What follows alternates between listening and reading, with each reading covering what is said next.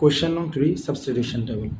ওকে, তো সাবস্টিটিউশন টেবলে আমাদের মূলত বেসিক্যালি এই যেগুলো আমরা এইভাবে দেখতেছি না, হ্যাঁ, এগুলোকে বলি আমরা এগুলোকে আমরা বলি সাধারণত রো, আর যেগুলো দাঁড়ানো এগুলোকে বলি আমরা কলাম। অর্থাৎ আমাদের 3টা কলাম আছে, একটা কলাম, 2টা কলাম, 3টা কলাম।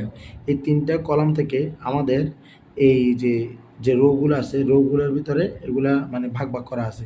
যেমন এ টিচার এটার সাথে নিশ্চয়ই কোনো একটা মিলবে, এটার সাথে আবার কোনো একটা মিলবে, এরকম করে আমাদের 3টা মিলাতে হয়। কয়টা মিলাতে হয়? 3টা মিলে একটা সেন্টেন্স তৈরি করতে হয়। ঠিক আছে, তো বেসিক্যালি আমরা ব্যাপারটা কীভাবে ধরবো যে এটা হলো আমাদের সাবজেক্ট, এটা হলো আমাদের ভার্ব, এটা হলো আমাদের বাকি অংশ। বলবো না অবজেক্ট, বলবো বাকি অংশ। কথা কি ক্লিয়ার? তো এটা দিয়ে মূলত আমরা সেন্টেন্সটা তৈরি করব। ওকে, তাহলে যেমন আমরা এখানে যদি দেখি, প্রথমে আছে এ টিচার। তো এ টিচার মানে একজন শিক্ষক। তারপর লেখা আছে হি মানে সে। তারপরে লেখা আছে এ গুড টিচার মানে একজন ভালো শিক্ষক। ইনফ্যাক্ট মানে প্রকৃতপক্ষে সে। তো দেখা যাচ্ছে এগুলো সবগুলোই সাবজেক্ট। আর এখানে দেখো ক্যান হোল্ড মানে মডেল প্লাস মূল verb present form is, place, removes, এগুলো সবগুলোই ভার্ব, সবগুলোই মেইন ভার্ব অথবা কি মানে এগুলো ভার্ব। এক কথা আমরা এটাই বলবো। তো তাহলে সাবজেক্টের সাথে আমাদের ভার্বটা মিলে দেবে, কারণ আমাদেরকে জানতে হবে কোন সাবজেক্টের সাথে কোনটা ভার্ব যায়। সবসময় মাথায় রাখবো singular subject, singular verb, plural subject, plural verb. এই ব্যাপারটা আমরা মাথায় রাখবো, তাহলে আমাদের এর জন্য এগুলো সহজ। এ টিচার একজন শিক্ষক, এটার সাথে কোনটা যায়? ক্যান হোল্ডও যায়, ইজও যায়, প্লেসও যায়, রিমুভসও যায়, সবগুলো যায়। কেন? কারণ এটা থার্ড পারসন সিঙ্গুলার নাম্বার। এর সাথে এগুলো সবগুলো যায়, এই গুড টিচারের সাথে এগুলো সবগুলো যায়, ইনফ্যাক্ট এর সাথে এগুলো সবগুলো যায়। তাহলে আমরা কেমনে আগাবো? এটাই তো বুঝতেছি না। তো আমাদের প্রথমটা আছে কি, an architect of a nation মানে জাতির একজন স্থপতি। তাহলে কি শিক্ষক জাতির একজন স্থপতি? ব্যাপারটা তো আমরা এটাই জানি। তাহলে a teacher is an architect of a nation. তাহলে এটা হলো আমাদের 1 নাম্বার, এটা হলো আমাদের 1 নাম্বার, এটা হলো আমাদের 1 নাম্বার। চিন্তা ভাবনা এটা আসতেছে। এরপরে লেখা আছে অ্যান ইম্পর্টেন্ট রোল।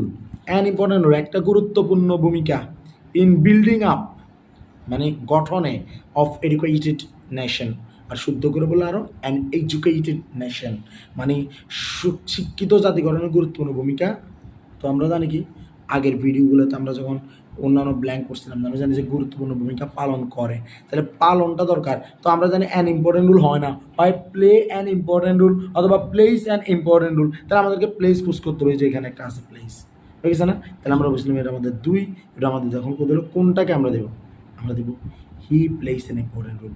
সে মানে a teacher plays an important role. A teacher বলছি না, একজন শিক্ষক মানে স্থপতি, তাহলে সে গুরুত্বপূর্ণ ভূমিকা পালন করে, সেই গুরুত্বপূর্ণ ভূমিকা পালন করে জাতি গঠনে। তারপর দেখো এ গুড টিচার, আচ্ছা ওইখানে যাবো না, আমরা এখানে আসি। দ্য ডার্কনেস অফ ইগনোরেন্স মানে কি এই অজ্ঞতার যে অন্ধকার ফ্রম দ্য সোসাইটি। আমরা জানি যে সমাজ থেকে অজ্ঞতার অন্ধকার কি হয়, দূর করা হয়। শিক্ষকের কথা বললে, শিক্ষার কথা বললে এটা দূর করানো হয়। তাহলে নিশ্চয়ই এটা রিমুভসের কথা বলতেছে। এটা কথা বলতে বলতে চলে আসতেছে রিমুভস। এখন রিমুভস কি? রিমুভস হলো কি, এ গুড টিচার একজন ভালো শিক্ষক রিমুভস কি করেন, দূর করেন। কি দূর করেন? দ্য ডার্কনেস অফ ইগনোরেন্স অজ্ঞতার অন্ধকার ফ্রম দ্য সোসাইটি সমাজ হতে। ইনফ্যাক্ট এরপর আছে ইনফ্যাক্ট হি। এখন হির সাথে আমরা কোনটা দেবো? আমাদের এখন মাত্র বাকি আছে একটা, ক্যান হোল্ড।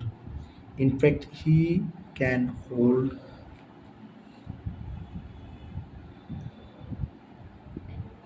ইনফ্যাক্ট এটা ইনফ্যাক্ট হি ক্যান হোল্ড, তিনি ধারণ করেন দ্য অ্যাটেনশন মনোযোগ of his students in the class.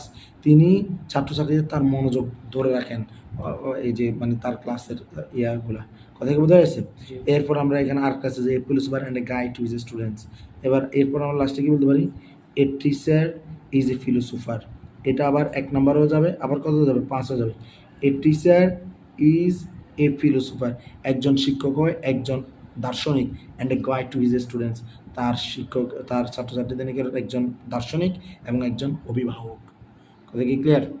আশা করি আলহামদুলিল্লাহ বুঝতে পারছো, রাইট?